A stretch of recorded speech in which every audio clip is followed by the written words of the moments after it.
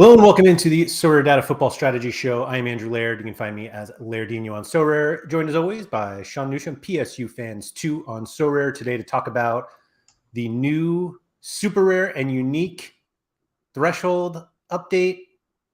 Feels a little whaley, but that's kind of what we do here. We do things that are kind of whaley, but maybe not.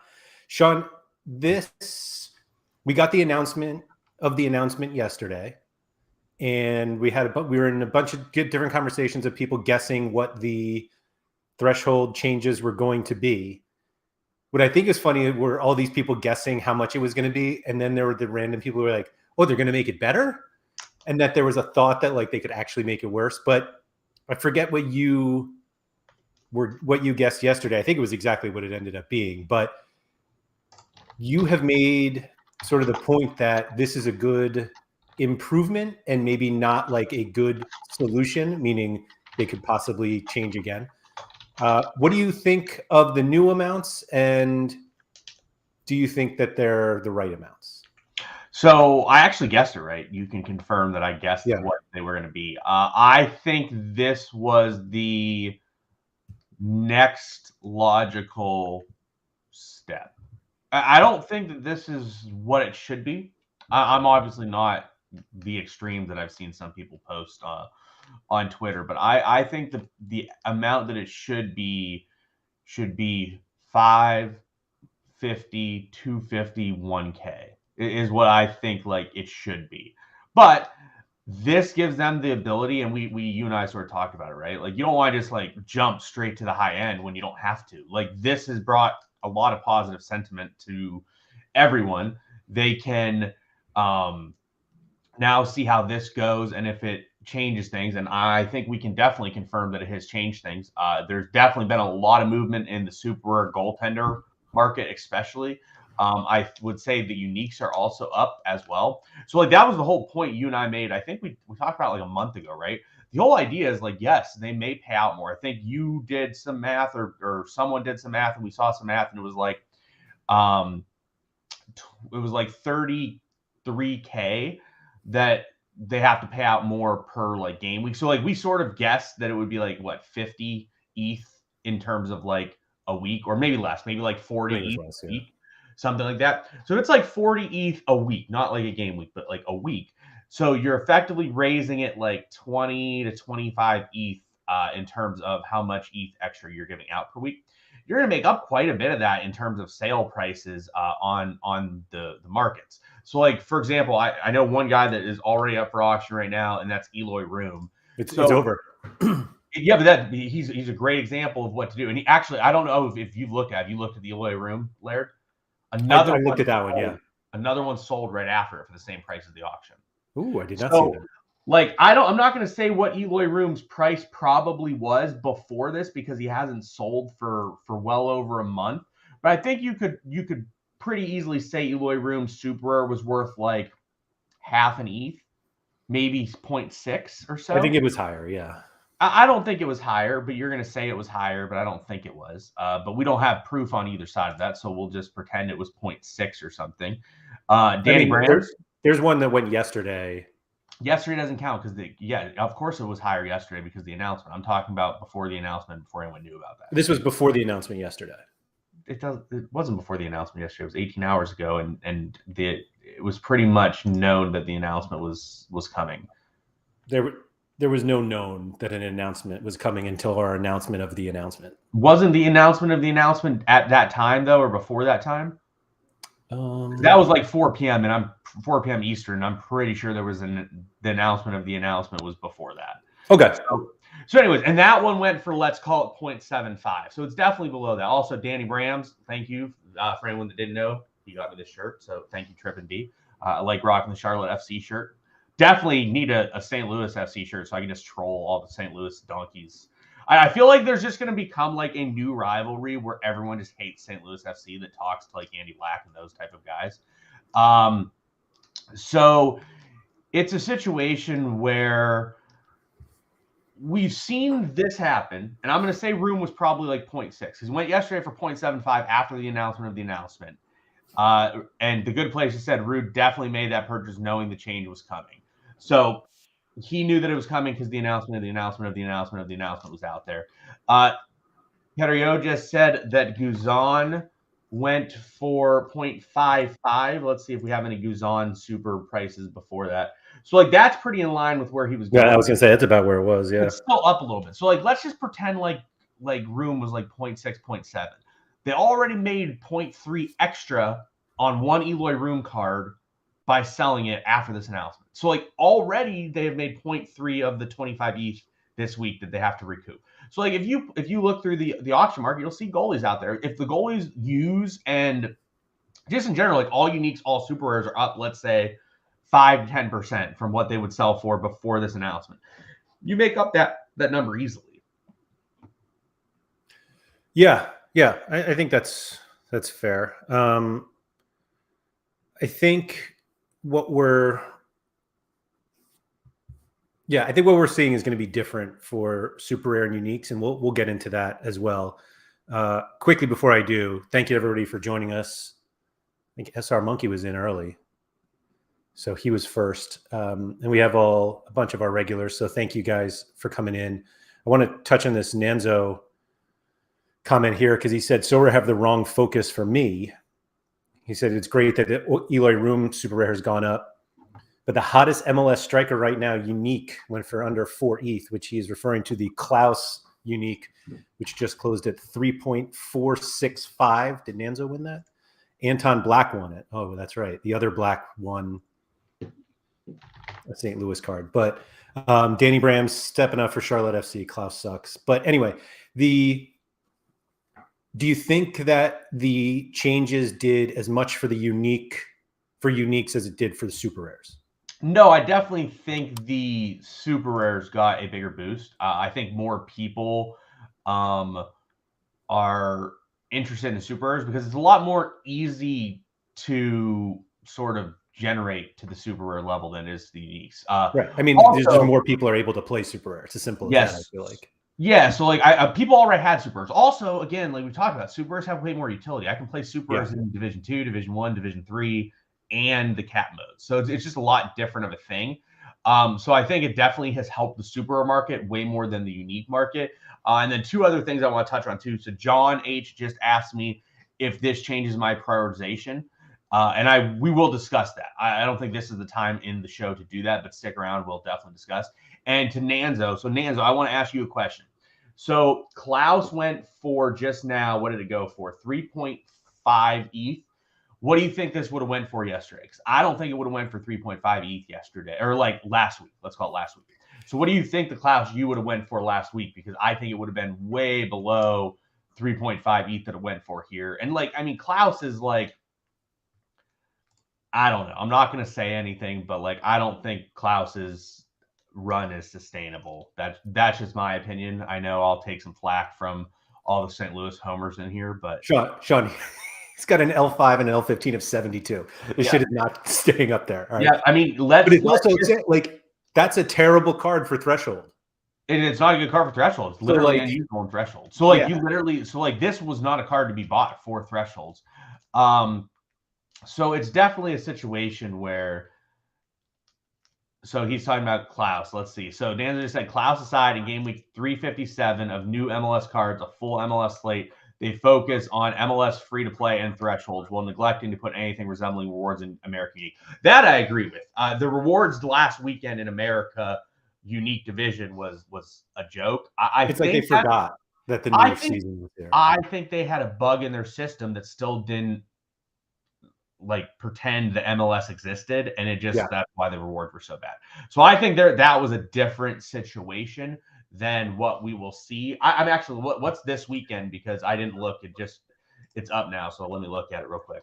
But the America Unique Division this week has 3 cards: a Tier 0 super rare for first, the Tier 0 super rare pool is Almada, Evander, Carlos Gil, Velasco, Mukhtar, Gazdag, and Talis Magna. Like that's a pretty good grouping there. I still would like to see a 4th card, but that's just me, or maybe a little more ETH to things. So he does make a point that like the issue with like the unique division isn't just with the cap 240 unique. There's like an overall issue with the entire unique division. So like this didn't really touch on that in terms of the overall. Why do you go from a star to a tier 2? Like, why do you just skip? Like, I don't why? know that. They literally don't give out a tier 1. Yeah, like there's no tier 1. It's just tier 2. Boom. And it's just like, I don't know. It's just very, very, very confusing. So, I mean, that's definitely valid. I think that too, because like, yeah, if you gave away a tier 1 there instead of a tier 2 for second, it makes it. What's the tier 1 pool? Can you look at the tier 1 pool for America here? Because like, yeah, you go unique or super rare. It doesn't matter. It's the same pool. Not you're an all-star. Oh, yeah. I want to see it for America. So like if you go to America and you all of a sudden do a tier 1 instead of a tier 2, like it make like Drees. I mean, all the midfield card's terrible. Like Puig, I would love a Puig super rare. Like Torres, Pulscamp, Jesus Ferreira, Brunetto, Carlos. Yeah, those are legit cards. Yeah. Yeah, like so if you change like that 2 tier 2s to like a tier 0, tier 1, tier 2, makes America division way, way better. Because like the tier 2s, like I mean. Well, we have Klaus, so I mean, Nando should be happy because Klaus is in the tier 2s. But get a tier 2 unique go for more than 3.5 ETH? I don't think so. Yeah, exactly. Yeah, seriously. To America, no less. You're getting debunked here. So, like, yeah, you look at this, and it's just a much worse pool compared to what like the tier 1 is. So, I definitely winning Evander instead of Carlos Heel. I would definitely not be thrilled if I won Evander for winning America D1 this weekend. Let's just put it that way. Because I'm going to not win it just for that reason. I mean, you're just not going to risk is too high. I don't even know what an Evander Super would go for right now. Like, definitely less than probably every card in that tier. Every single one, I think, yeah. Yeah, like I think that I'm trying to see maybe not Talus Magno, but like I don't know. Evander would probably be pretty close. Evander's there because the last time he sold, he was should be there, which was like 4 months ago. Mark, that's why Evander's there. Well, let's see. He was traded. So what is this? 0.4. I mean, to be fair, he did sell at 0.4 earlier in the week, which is surprising to me. An auction, no less. Oh, is that the one-off? I mean. Oh, it is the one. It's the one, the MLS card. That looks good. Which doesn't matter, but whatever. Which doesn't matter. Yeah. And it's a nice card, though. But, I don't know. I would say every card in that tier goes for more than Evander right now. I don't know if Gazdag does. Has he been selling that high? People love Gazdag for whatever reason. I'm not a big Gazdag fan. Yeah, he went for his rare is like in that range. Yeah, slightly less. He probably his one went for slightly more than what Evander's one went for. Yeah, but like it's close. It's close. Sure. Like, I mean, let me put it this way: if I won America D1, I would definitely rather get Almada sure than the other guys. But that's a whole other story. Didn't you already get one? I did. I actually sold it for 3.1 ETH to I forget who, but he actually sold it for the exact same amount I sold it to him for to Pranksy. So Pranksy literally paid 3.1 for the card I sold for 3.1 like a week later. I think the person that I sold to, see, I did it much better, Laird. I won it, used him for 1 week, had a solid average of 100 points scored for me in that 1 week. I did not win a card with it, though, unfortunately. And then sold it, and the guy that bought it paid 3.1 ETH. I don't even think got to use it because he was on international duty, or did use it and 8-0 because he was on international duty, and then sold it. Yeah, that's a weird one. Yes, Sloth Trader. So Sloth Trader bought it for me, and then 6 days later sold it for 3.1 as well. Yep. Yeah, I guess winning that one would be fine. Anyway, also a bad threshold card. Do you think that, well, let's go to the super rare thing, because I feel like I've seen enough comments and everyone's like, I don't know if this is enough to like really affect the market. And you and I are in a number of different conversations of people who are like actively looking to buy super rares because of this change. And like that alone, I feel like is enough. And I do think that there's a little bit of an echo chamber in Sorare where someone's like, oh, I know 3 people that have sold up. And you're like, oh, okay. And they're like, yeah, so everyone is leaving. And it's like, well, if 3 people leave, that's not everyone. But when it comes to uniques and super rares, there are just really not that many people who compete there. So I feel like if you do know 3 people who are like, oh, hey, I'm looking to buy more super rares now, that has a little more standing to it. And so I feel like we've even seen this in unique. I mean, like I talked to you about this, like I was looking at uniques before this change because of threshold, and I currently have 0 uniques still, and I'm not sure this changed enough for me, but it's definitely getting people to think about it. Yeah, definitely. I mean, people have definitely thought more about stuff, and I mean, I've seen people buying super rares because of this. Like I have seen people buy super rares. I've not heard of anyone buying unique for this right now. Like I don't think I have, at least, but I have definitely seen people buying super rares because of this. Like we're in Discord. Like a lot of people are in Discords. Like obviously it's an echo chamber to some extent, but I would say that some of the people in some of the Discords that I'm in are definitely people that would be like intrigued to buy because of this and have been intrigued to buy and have done so. So like it's difficult to fully explain because I only see what's in my echo chamber and not like what's in everyone else's. But there's definitely spots, like even if I look, there's definitely uniques that have been moved in the last 24 hours. There's actually been quite a few uniques that have been moved recently. I was just looking at these are super rare goalies, but yeah, we can look at uniques too. Yeah, like uniques, like there's definitely been some uniques that have moved recently. So I did notice that, like I think Mark pulled down uniques and supers that he had on the market because of this change, and we've definitely seen a bit of a difference here. Like I mean, I feel like everybody like greatly overreacted to that. It's like that's what we should all be doing if there's an announcement that affects the cards that we have on the market. Like you don't keep them on the market until you know what the news is. So Mark like pulling everything down was like that's what you should do. Correct.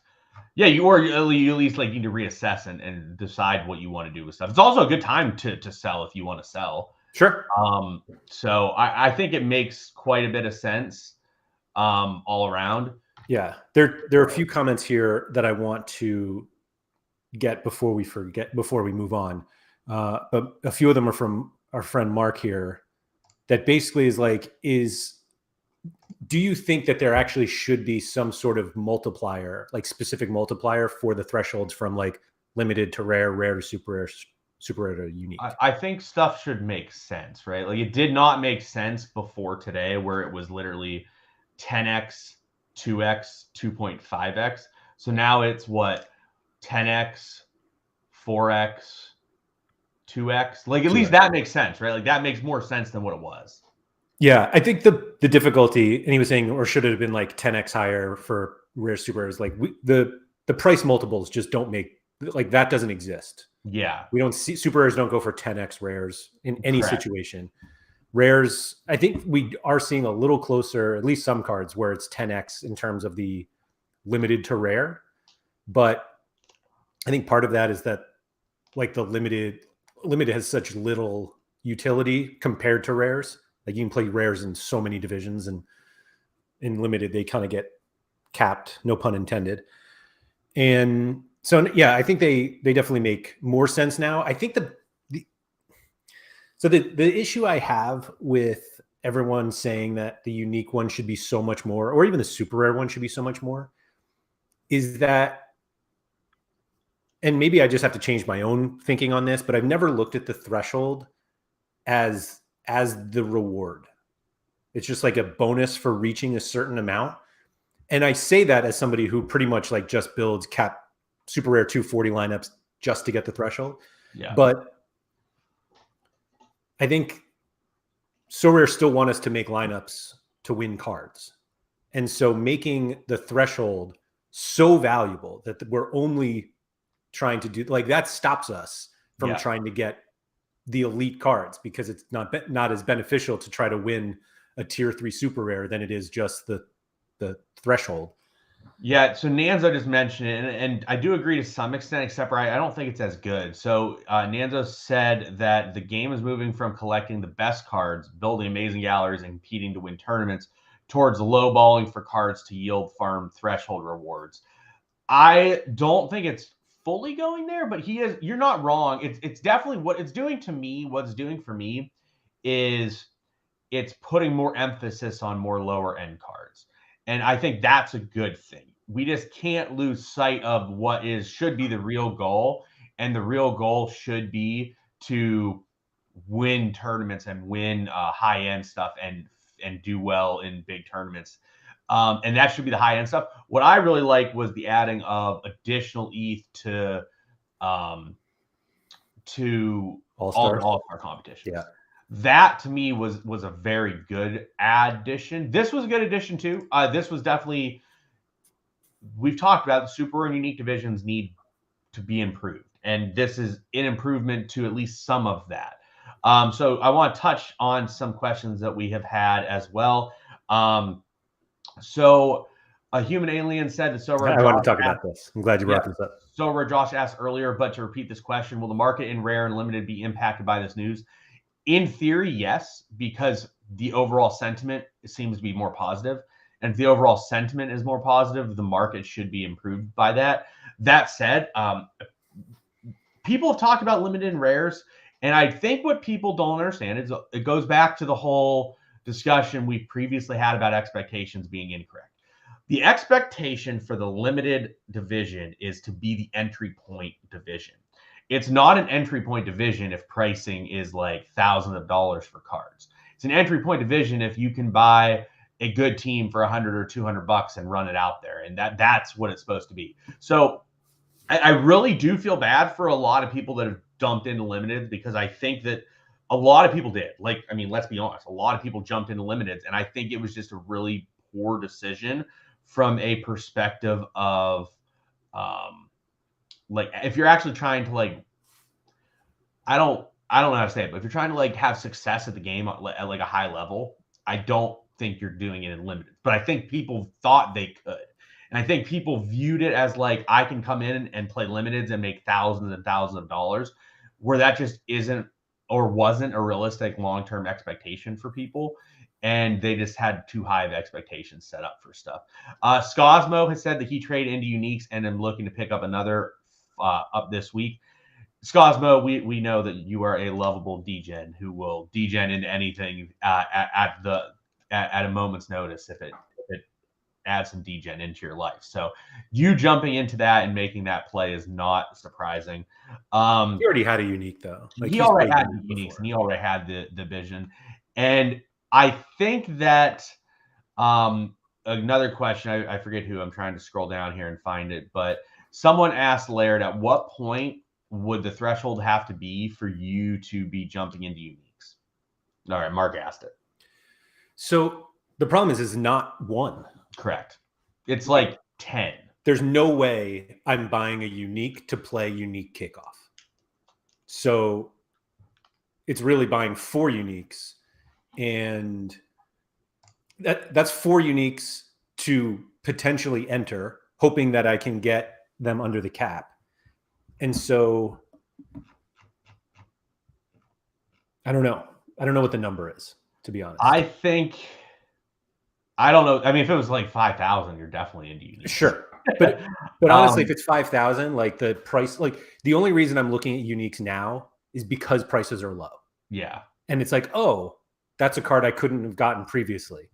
Threshold goes to 5,000. The prices of uniques skyrocket, which is like, everyone's like, oh yeah, just do that. And it's like, it's not that, like they don't make that amount of money back. Yeah. And so yeah.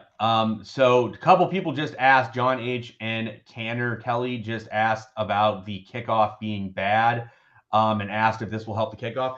Kickoff is arguably the worst competition on the platform. Like, it is horrendous. It's like frustratingly bad because I can't play it. It attracts people.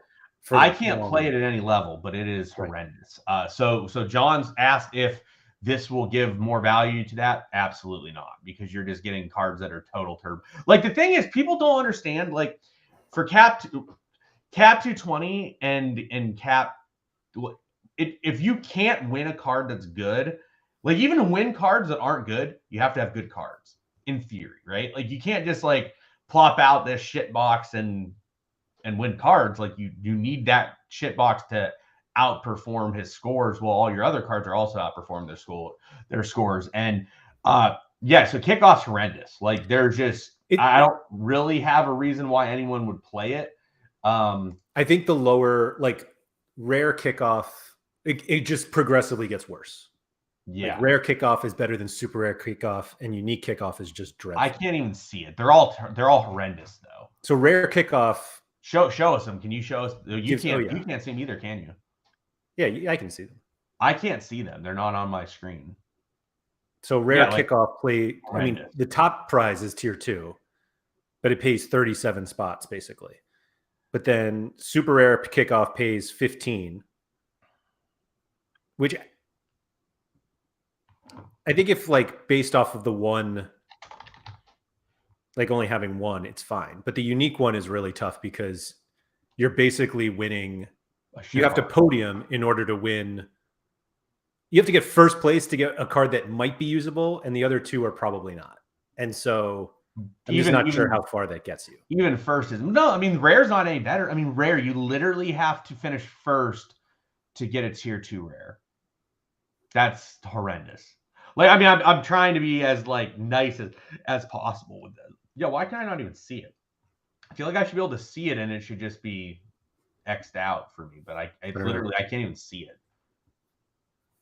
But yeah, like, so like literally, like, you finish first, you get a tier 2 rare. So it doesn't matter. And then Perio just asked about cap 220 rewards being better. The thing is like tier 4 and tier 5s are not really any better. Like, they go from being an unusable card to an unusable card, unfortunately. Like, you just are not winning very often with those type of cards. Like, yes, I mean, a very, very small amount better. Like, it just, those are not I think the idea is that those cards are ones that you use in rare 220, and then you use whatever you win there to try to get to 240. Like, I get the idea.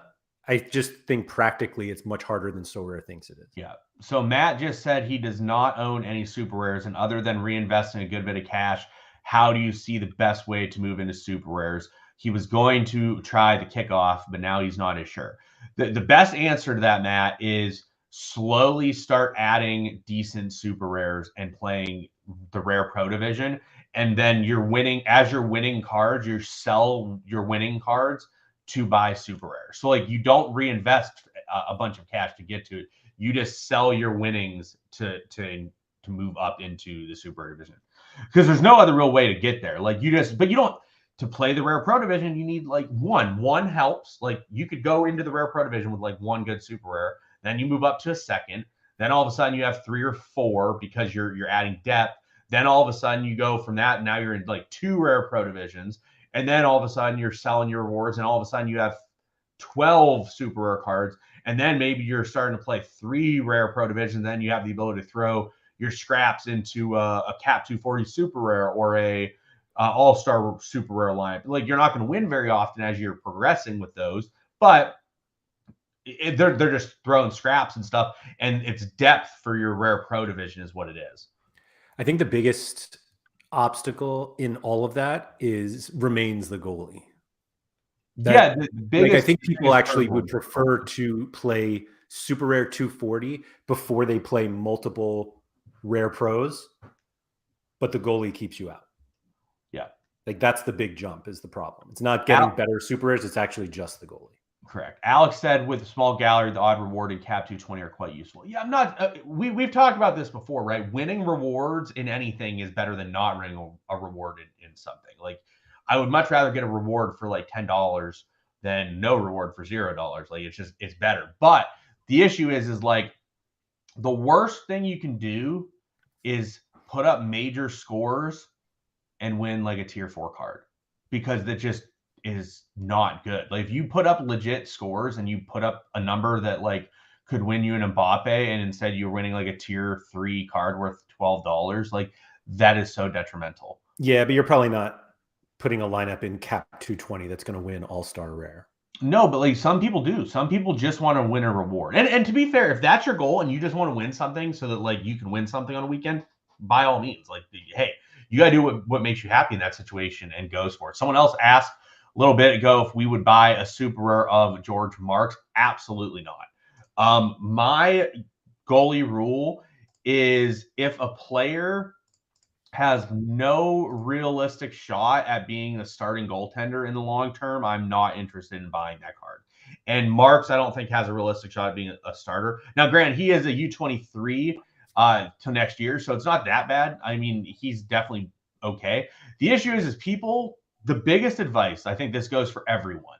The biggest advice you can have and you can give to people, if you are a smaller gallery that is very reliant on needing a goaltender, buying a goaltender with like worry and non-certainty is the worst thing you can do, because you just end up having to buy another goaltender and you have less funds than you previously did. If there's one spot to like pay for and like pay a little bit extra in order to do something, it's typically at goalie, despite this obviously not being fun because goalies suck. But you want to have a goalie that is safe, that you do not have to worry about, because the last thing you want to do as someone with a smaller gallery is pay 0.3 ETH on a guy who just doesn't start anymore, and you just have to go buy another goalie, and it just doesn't matter. So spreadsheet FIFA said I sold Joe Bendik back end of last season because he had no realistic shot. He doesn't have a realistic shot. He's only here because time out. Next part of goaltender thing. Never sell a goalie worth peanuts. Ever. Right. Don't sell it backup for backup prices. Yeah, if you sell a goalie worth like $10, that's never a good decision. You just are better off holding that guy in the event he ever gets a start. Bendik is a great example of that situation. Like, I'm not saying you should go and buy Bendik, because like you should not buy Bendik, but you should also not sell Bendik for $0, because like at the end of last season, he was literally selling for 0.018. And you should just not ever sell that. That was like $20. You should just never sell. Actually, he was literally selling for like 0.009. Like Bendik was literally selling for under 0.001 or 0.01. Like you should just never sell a goalie cheap. If you typically, for goalies, you either, if you're buying a goalie that is like a starter, like you're buying a goalie, you should be buying a certain goalie that is a starter that's locked in. Like I had people saying, who was the goalie people were looking at buying? And it was just like, why would you go buy this dude when you can just buy a starting goaltender for the same price? Oh, it was Illich. People were like buying Illich when he signed with Colorado. It's like, why would you pay that for Illich when you could just like buy Sean Johnson, who literally is the most locked in person in the league, and they're the same price? Like you're buying Illich for the hopes that he's the starter and he's worth what Sean Johnson is worth now. It makes no sense.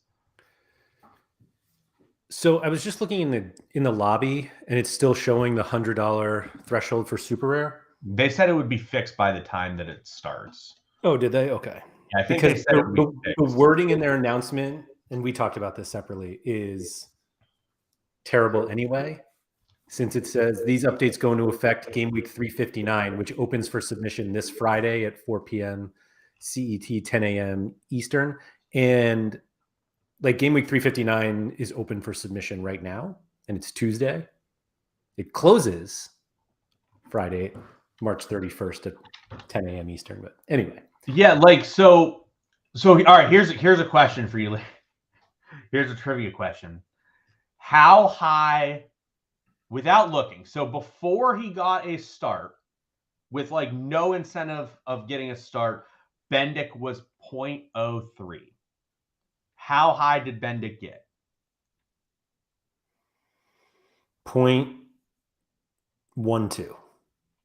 0.187. Like that is literally like Bendik literally got a Those start. are the people who complain that Sorare prices are tanking because they make decisions like that. You want to guess who it was? No. You should guess who it was. I was gonna say Zemo Blue, but he's leaving. I don't know. Who is one of like the worst people on the platform for that type of stuff? You're not gonna walk.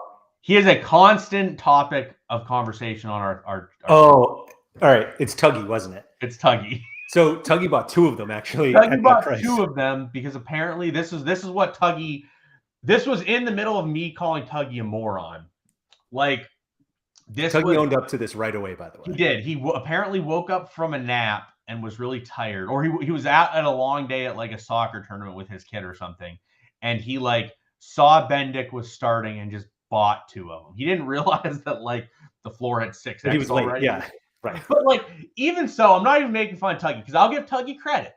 After calling Tuggy a moron because he was a moron, he was like, I'm going to hold him and then sell him, or I'm going to wait and see how bad the Andre Blake injury is. And I told him, I'm like, Tuggy, there's absolutely no chance Bendik goes higher than this. If Blake's out for 3 months for some reason, like if that happened, I'm like, he is not going to get higher than this. So I told Tuggy, I'm like, just bend over, sit there and just be like, shake your head and realize I fucked up and take your loss. So Tuggy actually sold both of them the next day, or like a few days later, like 2 days later, for a 0.06 loss on each of them. But he at least sold them and is not sitting on them now. And Joe Bendik is now down to 0.0474. But if you want to buy a Joe Bendik, now's not the worst time to go buy a Joe Bendik. Like he's 0.047. You know that if Andre Blake gets an injury again, he probably shoots up to 0.1, 0.15. And if he doesn't start, you just have a backup goaltender for not that much. Yeah, I don't think he actually pops that much. No. Because SR Monkey's here saying like, oh, well, there's the Gold Cup. And like Blake will be gone. And I don't even know where Clint Irwin plays now. Who is he the backup for? Oh, St. Clair. Oh. Like, you're buying them now and you have to wait so long for them to be usable, and who knows what happens before then. Yeah, I mean, like Bendik had a 7 and a 34. Oh, I guess he had a 65. Yeah, he's worse now because he did have a clean sheet. Is he still starting? I know, is Blake back? I think I read a rumor Blake may be back after. Yeah, there are rumors that Blake could be back this week. Yeah, so. Which I mean, yeah. I just there's certain rules that if you follow for goalies, you will like your situation a lot more. Like, yeah, I mean, it's I will say, and I'm not always someone who's willing to take your side on this, but goalie is a situation where you probably should just pay more.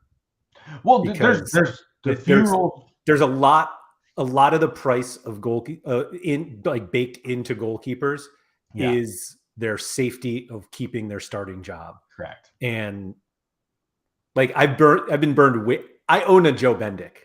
You do. I paid much less than Tuggy did. Thank you. I also own a Joe Bendik, but I have reasons why I own a Joe Bendik. Yes. So I'm just saying, like, you're constantly going to be like, well, this guy's starting and he just took over, and there are always reasons why they're cheaper than the established guys. And there's no other position like this. Always selling. You're paying for reliability. Always sell into price. Like if you're always sell into hype. If you sell into hype, you're in great shape. But yeah, like I mean, looking at there's a few rules with goaltender.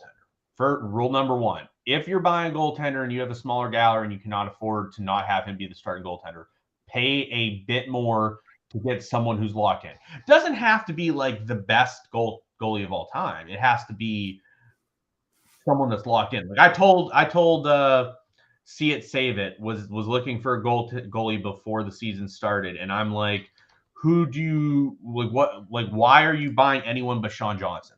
And the reason is like, yeah, Toronto sucks. Who cares? I don't care. You're literally paying him. What has Sean Johnson done the last 2 games? Had a clean sheet. He had 74 points and 62 the last 2 games.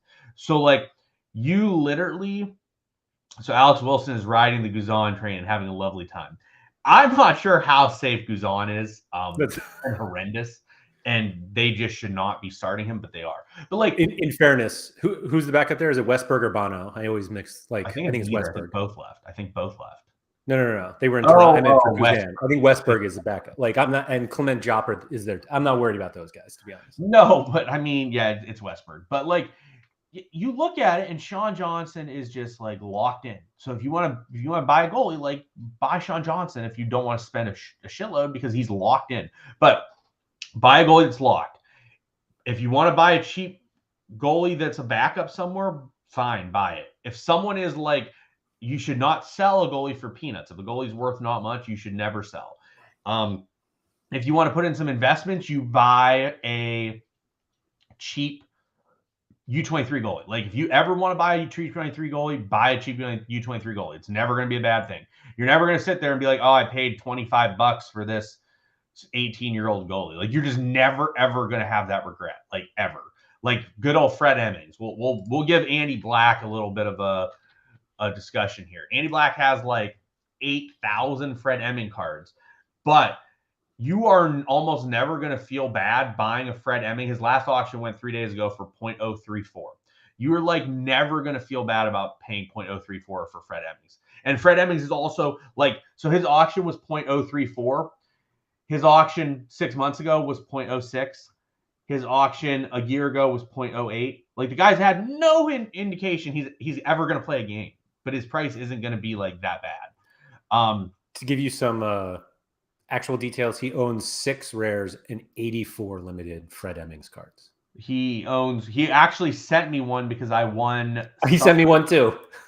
I won one during the World Cup from him doing something. I forget what it was. So I also already had a rare though. Like I had a rare Fred Emmings, but there's just goalie methods that people, apparently Mark said that he is eligible for Luxembourg. That would be an interesting situation if you get a random goalie that plays.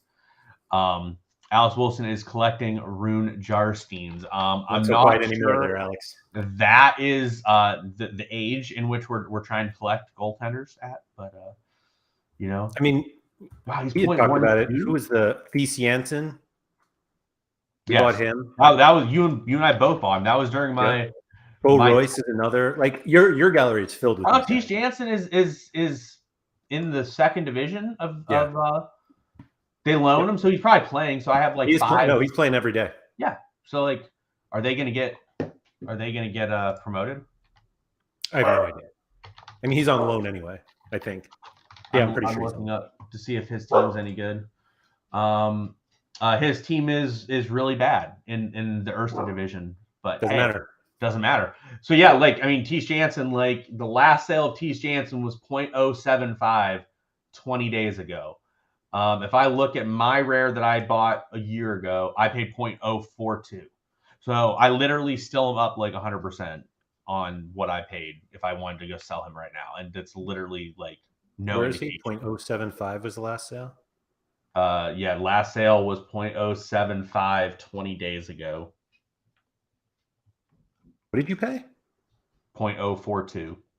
Wow. And that's like way down from where it was. I mean, I get like he was it's way down. So like we're talking about the market being terrible and like down. I'm still not down on like a Thies Janssen card who is literally have no indication he will ever play since I bought him. And that's what I'm getting. Mm-hmm. Also, you're at least in a position to do that though. Yeah. Like I'm not saying I would go spend 0.3 ETH on U23 type goalies like this if I don't have the funds to do so. But there's definitely way worse options you can choose to go do than that. Yeah. So I want to go back to this question that we had about how the new threshold changes would affect rare and limited. Do you think that there's a potential byproduct that people start selling rares cheaply in order to raise funds to buy super rares? Like, could it actually have a negative effect on at least the rare market? I don't know. Maybe. I don't know. I think people have been holding some ETH, to be honest. Like I think people have been holding ETH because they weren't comfortable with where the market was. I don't know. I'm not sure. Maybe rares are where I'm torn. Rares I'm not sure about because rares still have the ability to be played in Rare Pro, which is a good division, and rares are also rather scarce still. Like they're only 1 of 100 compared to obviously 1 of 1,000, and there's a lot more utility with rares. So like I know a lot of people have talked about like not really wanting to be involved with rares because they're just lower scarcity. So I don't know. I guess I'm a little bit torn with what rares will go to. I'll say that one of the reasons why a lot of people don't get into super rares is because if you can get stuck because rares are so much more liquid. Like you were saying, like rares are still pretty scarce, but they're not nearly as scarce as super rares. And like selling super rares can sometimes be really tough. But I do think that the new threshold and all of the new people who are like, oh, maybe I'll buy some super rares in order to play for the 240. It should, in theory, increase the liquidity of super rares, which could just make, like, I think there are people who don't buy super rares purely because they're so illiquid, or at least some of them are. Yeah. And so if this does get more people involved and super rares become more liquid, then maybe we do see just more movement on them. So John H just asked thoughts on impact of the Rare Pro division. I don't think there's going to be much of an impact on the Rare Pro division because I don't think any cards you're using in Cap 240 Super are really cards you're using in the Rare Pro divisions. Would you agree with that? No. You think that they are using those cards in the Rare Pro division? I mean, I like look at it myself. Like my Osmar Super Rare, I've used in 240 and Rare Pro. Yeah, but I'm not sure you should be using Osmar in Rare Pro very often. That's fair. Like, I understand what you're saying. I don't have like super rares. Josh, so, correct me if I'm wrong. You're asking if like if I think people are gonna like play worse cards in Rare Pro because they're playing their better cards in the better super rares are going to be in the non-capped competition. Yeah. So I think there'd be minimal impact. So I think so. This was asked earlier. It might have been John. I forget who asked this earlier, but we talked about it and we said we'd come back to it. The different prioritizations now and how we would prioritize differently. So what I was telling to our good buddy Scosmo before the show, I think this actually makes Cap 240 unique less of a priority than it was. And the reasoning isn't because I don't want to hit it. It's because the rewards outside of the ETH threshold are not as good. And people are now going to be putting a lot more value into that competition. So it is a better competition and more difficult to compete in at the top end. So like realistically, what I'm trying to do in Cap 240 unique is hit like 250 points. I'm not necessarily trying to get, I mean, you obviously want to hit like 350 points. Great. What you're describing for unique is exactly what I do with super rare. Correct. Like you're trying to just hit your threshold and collect your money and move on. You're not really, because like the realism is like, let's say I put up 350 points with my Cap 240 unique team. I would much rather that team have been in gas unique instead in that situation. So sure. I don't think there will be much change for me in the unique Cap 240. Cap 240 super rare, however, may move up a bit in terms of my priority list, especially if I have good cards, because if you win and you get through 15th, you get a tier 3 super rare, which is obviously an old tier 2 super rare. And first and second get a tier 2 super rare, and first actually gets a tier 4 unique as well. So effectively, that means there's 14 positions of value to me there, which probably brings it up the priority list in the super rare division for me. Still will likely be below some rare pros. Like I'm not going to run my best cards in Cap 240 super rare, but it might get better cards than what it was previously getting. I'm going to add to the Scosmo contributions here. I, for one, think Scosmo has some fantastic views on the market. But he says, short term, I've had the thought of selling rares into super rares and uniques and then using the increased threshold to buy the rares back. He said, with rares so cheap, the purchasing power of the ETH rewards is more powerful than perceived. $500 goes a long way in the current market. That's kind of what I was kind of alluding to when I was like, I think it actually might hurt rares because you're going to have more people trying to sell to buy super rares, and I don't know. I think there are definitely going to be people who do that, Scosmo, and I don't know if it's enough to like push rare prices down, but I don't know. But also, I don't think people are trying to sell like the best rare. Like if you have a great rare and you're going to sell that for like an okay super rare for the threshold, I think that's actually the wrong move. Like you still want to play that in Rare Pro and try to win. Like all of the threshold stuff really should be affecting the L15s of 35 to 55, not the ones above it. I agree.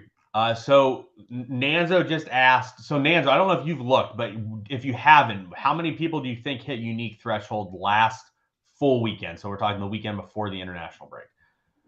Because Nanzo asked, he's interested to know who is winning super rare and U thresholds consistently. Do smaller galleries win them? So I'll say smaller galleries don't win unique threshold. No, some smaller galleries are winning unique thresholds, like people you don't know their names. I know you're going to say they're not a small gallery if they are a unique holder, but like people that you would not consider. So the answer is 37. 37 people hit the unique threshold last full game week. And like if I go down through 50th place, 232 was the score for 50th place. So there's quite a few people that are hitting thresholds and unique. The issue is I was not one of them. I did not hit the U threshold last full game week, and I actually put up 157 points with a full team. Are you considering that game week 355? Yes. All right.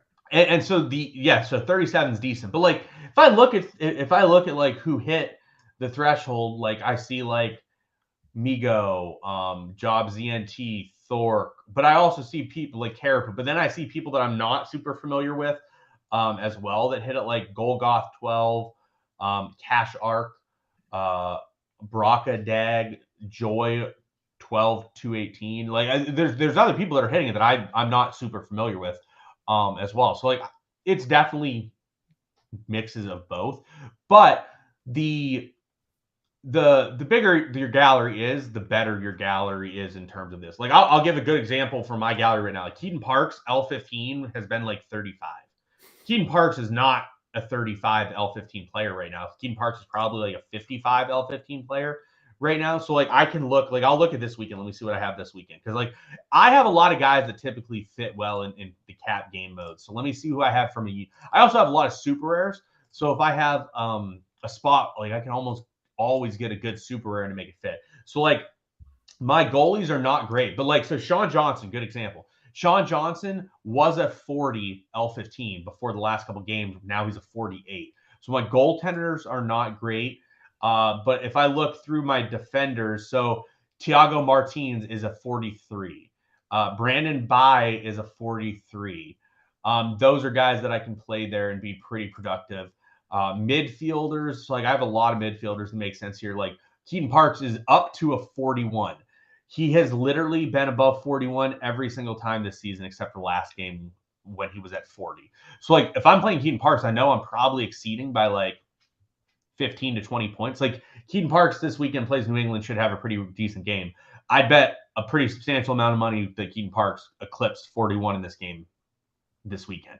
So it's just like another thing, like Pablo Ruiz just coming back from whatever was going on with Pablo Ruiz, but like his L15 is 44. Like I'm pretty confident Pablo Ruiz exceeds 44 when he plays. My forwards are terrible, but like good example, Kasper Shabilka was literally a L15 of 36. And then he scored the last two games. So like the worst thing is like he's an L15 of 36 and he was like a lock starter. So I'm going to get like 35 from him anyways. And then if he scores, I get like 60. So I exceed it by quite a bit. So anyways, I think there's just like the bigger your gallery is, the more pieces you can sit there and move in and out of these competitions. What are you considering a small gallery to enter unique threshold? What am I considering a small gallery? Yeah, like small galleries are winning the unique threshold. I'm talking about someone that has like 10 or less uniques. 10. Okay. Like someone that does not have that many uniques. The more uniques you have, the more easy it is to enter. Sure. The more easy it is to hit. Yeah. some pieces you can peel that are likely better cards than what they are currently at. Yeah, I just struggle to think that somebody who has like 9 uniques has a small gallery. Yeah, but that's the wrong view for this, I think. That's why I was asking. If someone has 9 rares, would you consider that a small gallery? Yeah. That's no different than 9 uniques. No, It's I the look at same- gallery value as to It doesn't determine matter. The value. gallery value doesn't matter in this situation. I will fight you on this one, Laird. Like, I'm telling you that small gallery, meaning low value galleries, are not winning the unique. that's threshold. not the question. That wasn't the question. The question is small galleries. Small galleries are galleries that do not have a shitload of cards for that division. They don't have them because they're too expensive. That's why they don't. That doesn't matter. That's not the question. The question was small galleries winning uniques, and small galleries is a gallery that does not have. So you look at the number of cards. All right, it was worth saying that because I think people would have interpreted small galleries as not high value as opposed to there you go, Mike. So Pranksy has 4 uniques. Does he have a small gallery? Yeah, right now he's a small gallery. Like he probably can't even enter 240 cap. Okay. Yeah, so like yes, right now. I wanted to make sure that everyone understood what you were defining as a small gallery. I don't think that's what everyone is. Yeah, Roland makes a great point. Thank you, Roland. With 9 uniques, you are a small gallery in uniques. That is the point that is being made here. Okay, I just wanted to clarify that because I don't think everybody. Nando agrees. So, no, we absolutely never talk about gallery size as the number of cards. I think everyone understood, just not you, Laird. I disagree. In this situation, can anyone please reply if you agreed with Laird when we were talking about small galleries in terms of the unique cap mode? If you thought we were talking about low volume of or low gallery value, yeah, that's not Charlie's not disagreeing. He's agreeing with me. He's looking at gallery value. Okay, Lee Smith agrees with Laird. So we have to have some people that like pity agree with Laird on occasion. Otherwise, it would just. As someone who's in charge of putting the comments up on the screen, I'm obviously not showing any that agree with you. Josh agrees with me. That will not be on the screen because Laird is in charge, as you said. Yeah, I just have to delete Josh's comment here. Yeah. Mike Baston agrees with Laird. We both know Mike Baston does not agree with Laird. He's just like pitying Laird here. Oh my God, they're just pouring in, Sean. Yeah. Everyone. All right. If you agree with me, also write that in the comments since we're having way too many people say they agree with Laird. Oh my gosh, they're just flooding in. Yeah, there's definitely a situation. Nanza said if you only have Haaland and Mbappe unique, you can't even enter cap 240. You can't enter cap 240 unless you have 4 anyways. That's right. So it's a situation where look at that. Even people are agreeing with Scosmo over you. We've talked about it before. Scosmo is either like so accurately right on stuff or just so embarrassingly wrong on stuff. There's like no in between with Scosmo. So the way that I look at the way I look at Scosmo is do as he says, not as he does, because he says some really, really good stuff. But if you look at what he does, do not follow that. Yeah, never do what Scosmo does. But no, Scosmo says some really good shit. He also says some really dumb shit. Like Scosmo, I think in those situations, it's him describing things he's done. That is true. That's actually accurate because I've definitely seen that and I've said, I'm like, that is so stupid. He's like, oh, I did that. Yeah, that's what I did. You're like, yeah, that checks out.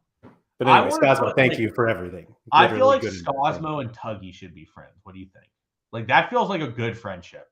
It's a good point. Yeah, I think those would be a good friendship. Yeah. SorareData matchmaking. There it is. Yeah, I think that would be a really good friendship. Yeah, household chores last week, matchmaking this week.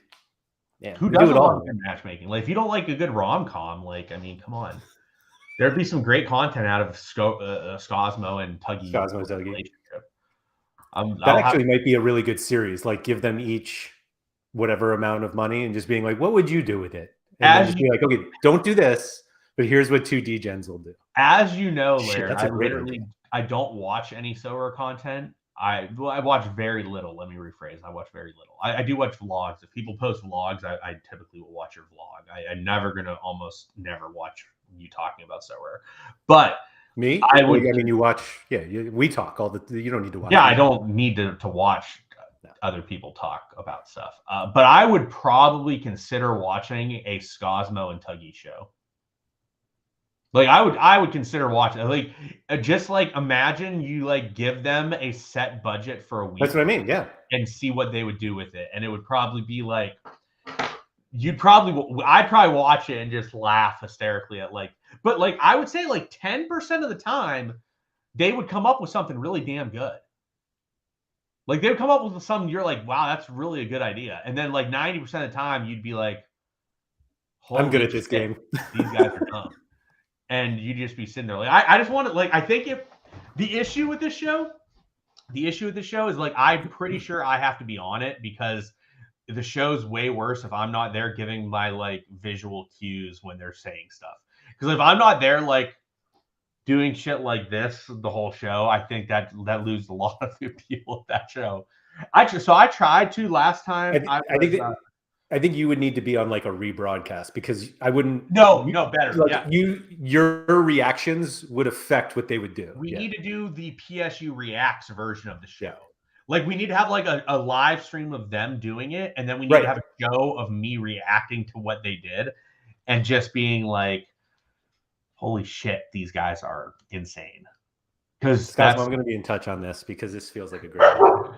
So it's so the issue is all right. So here's the difference. So I got a question for you, Laird, knowing both Scosmo and Tuggy.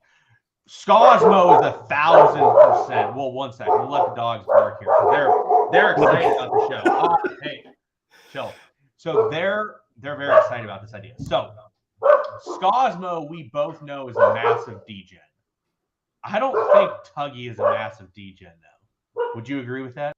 Yeah, I think there's all different levels of degen. I think Scosmo, and I'm sorry to everyone to like talk about these two people that you don't know, but they're two people that greatly enhance my own Sorare experience for different reasons. But I will say that Scosmo is more degen and Tuggy is more FOMO. That like he sees something, he's like, oh, I want that. Let me go get that. And he gets it.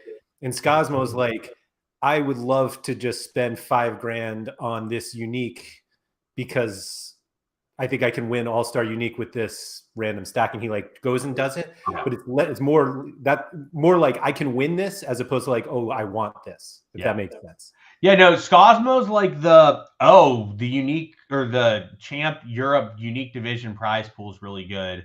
I'm gonna go. I want to go win that on a Botchum stack, and then buy a Botchum stack, and then you're just like, no. Didn't he win it once?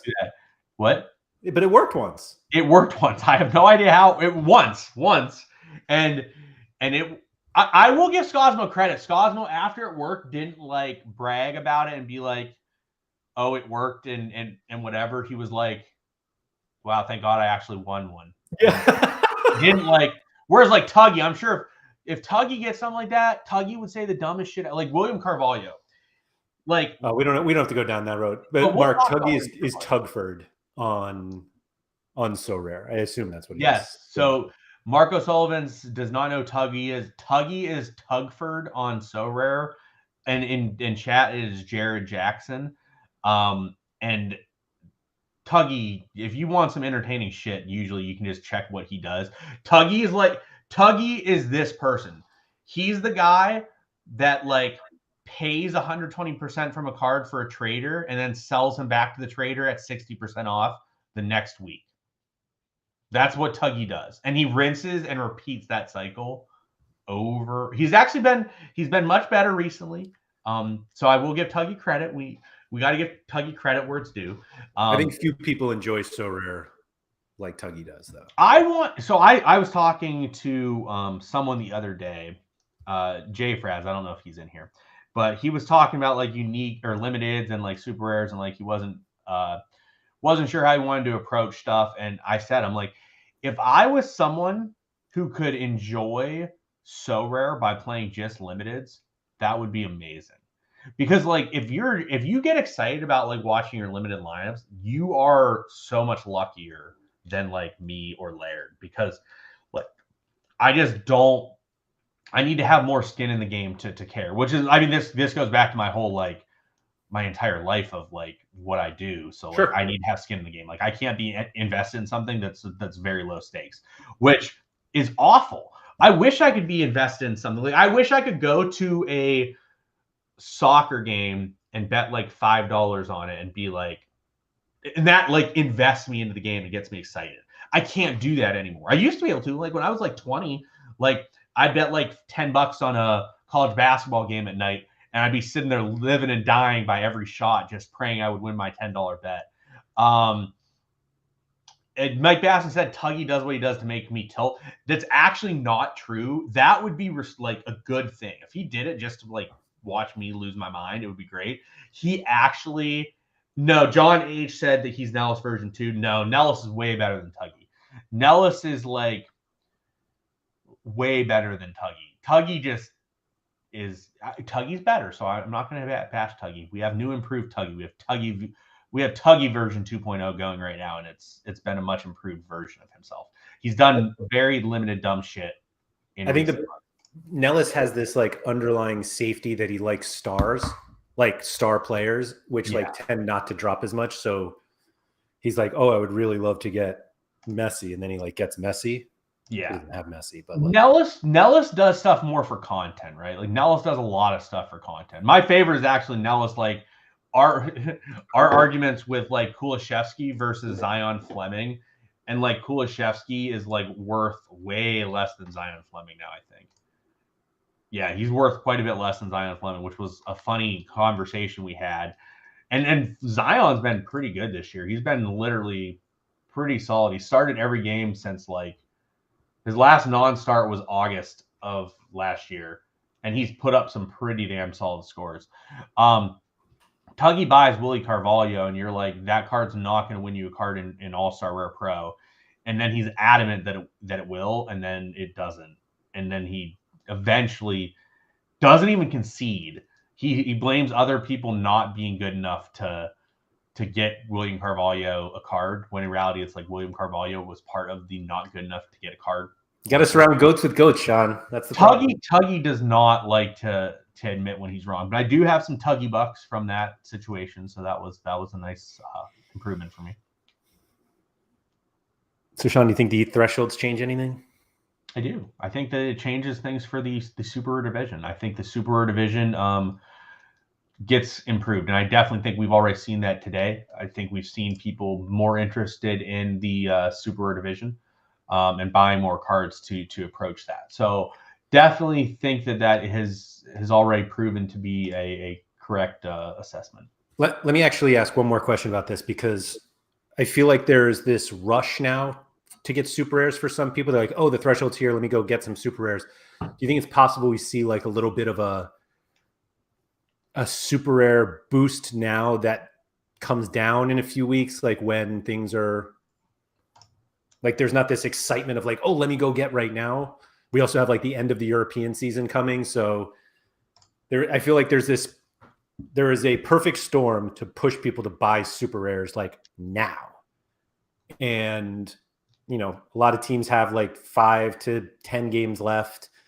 And then I don't know how many people want to buy like America super rares, but I don't know. I feel like somebody was like, should I go buy super rares right now? And it's like, I think there's going to be this like, it's hardly like an artificial bump, but I think there's going to be like a boost now that may not be maintained. Maybe positional players. Goaltenders might remain. That's fair.